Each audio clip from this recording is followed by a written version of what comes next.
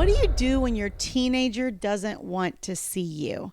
This is a somewhat common problem, and I think it happens more to dads than moms, although it's not exclusive to dads, obviously, but I do think it's more common. I think there's a couple things that dads tend to do at the beginning a lot of times that will sort of create that. So I want to give you that will hopefully help you avoid it. But then whether you're mom or dad, if we're in this situation, like, what do we do? And I have a lot of people also that believe that at certain ages, children can have a say and all that kind of thing. And so that's not necessarily true in every state, but I'm going to kind of talk through that and dig into it a little and share with you what are some things that you can do if you're in this position where your teenager will not see you. Okay. Before we dive in, let me just remind you, if you like the content and find it helpful, don't forget to hit like on this video. Also subscribe to the channel so that you get notified as new videos are released. And as always,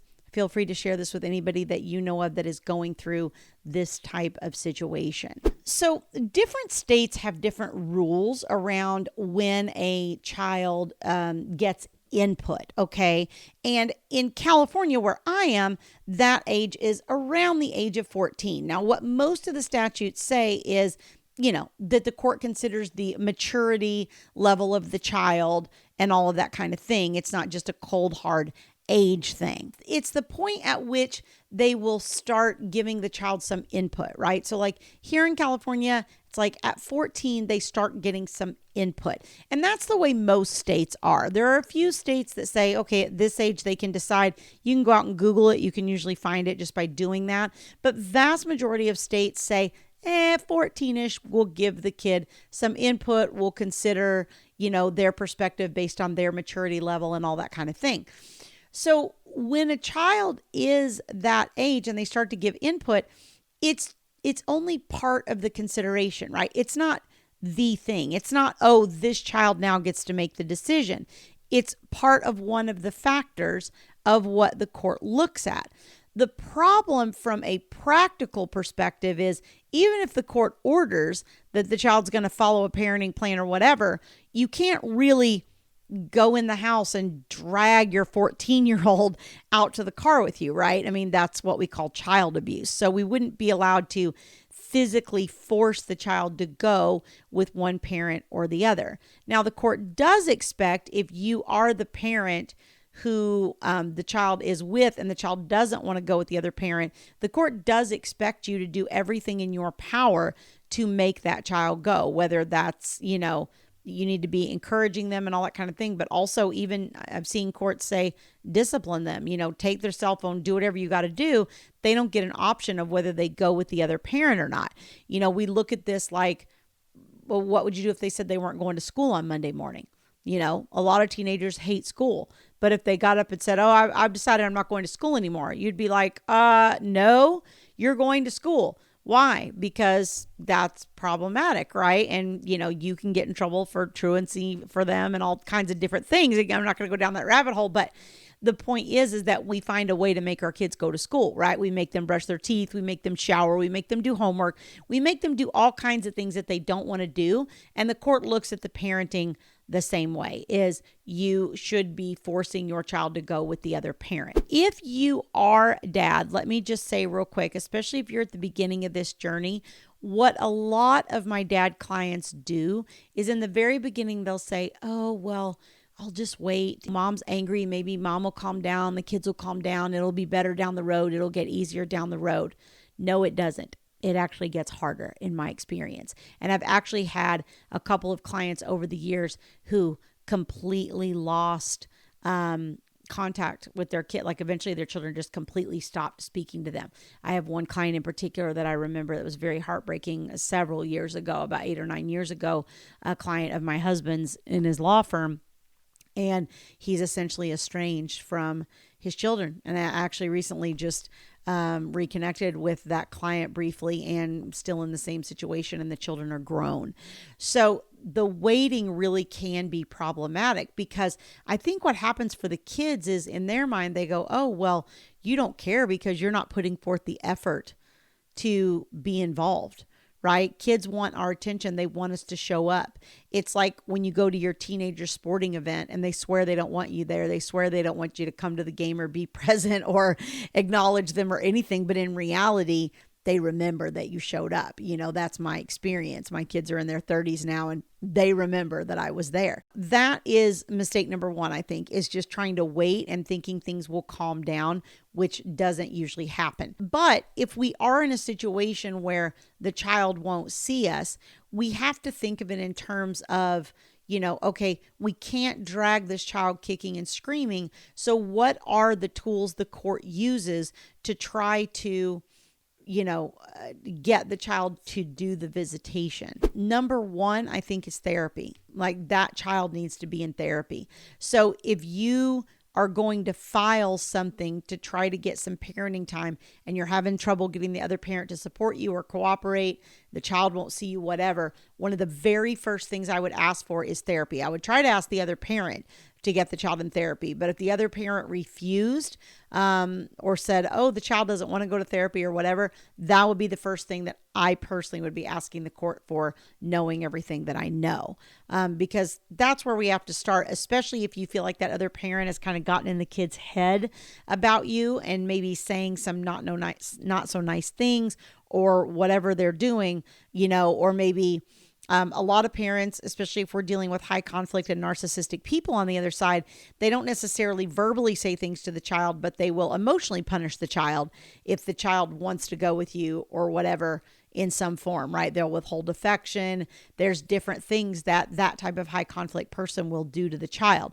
So you have to keep in your mind that your relationship with your ex is now the relationship that your child is probably enduring, especially if you're not there. Especially if the child is the same sex as you, then the dynamic between them and the other parent is probably very similar to your dynamic with the other parent. And so they're now suffering that. And think about it. How long did it take you to recognize that this relationship was toxic and get out of it and start to go, wow, and your eyes getting open to all the things that you were being manipulated about and were being, sort of twisted on you that you didn't even realize. And now we've got a child and we don't understand why the child is folding under that. Well, because they don't have the benefit even of being an adult and dealing with this, right? So the very first thing you have to do is get the kid in therapy because they need help just sorting out all of that type of controlling and manipulative and emotionally bullying behavior. The second thing that we see the court do sometimes is they'll order reunification therapy, or what is sometimes referred to as conjoint therapy between you and the child if the child won't see you. That gives you the opportunity to at least have some face-to-face time with them and have it in a therapeutic setting where you can actually have a discussion without the other parent being present or being involved and be able to actually talk about what's going on and kind of get to the bottom of the child's feelings and, what's going on in their head. A lot of times when we have visits with the child, like I'll see people have video visits or try to do phone calls with the child or whatever. And a lot of times even that can be problematic because sometimes that other parent is standing right in the room with them controlling it, right? I think conjoint therapy has the potential for the same issue to happen if you're doing it on video. But hopefully, I know video is more common now, but hopefully you can get an order where you're doing in person. That's one of the things to ask for in the order is you could ask for that specification that you do it in person. And that way, again, you're able to get the child into that secluded environment where you can have that conversation without that other parent's input. The third thing I would tell you is just don't give up. Okay, it might feel endless. It might feel like some people go through this for years. I see people 1, 2, 3, 4 years or more go through this kind of thing. And honestly, most parents do recover their relationship with their children. I would say 97% probably do recover their relationship with their children. But it does require a lot of patience, and it usually doesn't start to happen until the child's a little older and sometimes out from the under the thumb of the other parent. So you do have to have some patience, but don't give up, because I think when you give up is when your kid also gives up and kind of says, oh, you don't want anything to do with me? fine. I don't want anything to do with you. You're not going to put in any effort. Neither am I. They need to see you putting in that effort. The teenage years, I think a lot are where we put in a lot of effort with very little emotional return, even if we're on good footing with our teenagers. So it can be hard, but try to not get discouraged. Try to remember that you're the one that's the parent. It's your job to step up and figure out how to bridge that gap. Keep being persistent. Keep trying to communicate with them as much as you can. Try to get them into therapy. That's your first line of defense. And then potentially reunification therapy for the two of you. One of the things that I always tell people is whatever your kid likes, even if you can just offer a visit to come pick them up and do that.